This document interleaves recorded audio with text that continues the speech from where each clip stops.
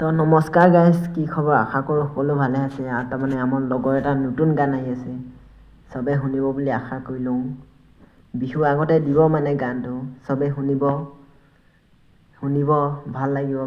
ভাল গান আহি আছে, তাৰমানে শুনিব বুলি আশা কৰিলোঁ। চবে শুনিব আৰু বিহু আগত দেই।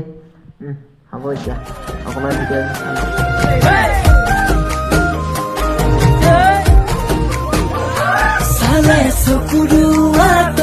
মৰম বাঢ়িছে তোলৈ আচুন কাষলে